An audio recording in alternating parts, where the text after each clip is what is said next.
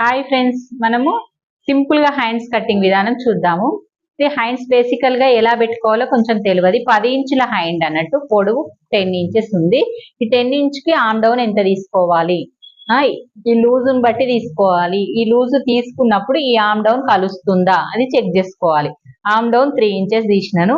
కింద లూజ్ మాత్రం 6.5 ఉంది. పైన ఆర్మ్ లూజు 8.5 ఉంది. ఓకే, మరి మిగతాదైతే మనము ఈ ఆర్మ్ లూజ్ ని బట్టి మనం ఆర్మ్ హైట్ ను కలుపుకునుడు, ఆర్మ్ రౌండ్ ను కలుపుకునుడు స్టార్ట్ చేయాలి. అంటే ఈ ప్లేస్ వరకు వచ్చే విధంగా కలుపుకోవాలి. మనకు ఆర్మ్ రౌండ్ వచ్చేసి 9 ఇంచులు ఉంది. ఈ 9 ఇంచులకు మన ఈ 8 ఇంచులు కరెక్ట్ కలిసిందా లేదా చూసుకుంటేనే మనకు ఆర్మ్ రౌండ్ కు ఆర్మ్ డౌన్ కి ఈ పాయింట్ కి అనేది కరెక్ట్ గా కలిసి హ్యాండ్స్ అనేవి మనకు మీదికి ఎక్కిపోకుండా కరెక్ట్ గా వస్తుంది. ఫ్రెండ్స్, మీరు చూడండి, క్లియర్ గా అర్థమయ్యే విధంగా. మీకు నచ్చినట్టయితే లైక్ చేయండి.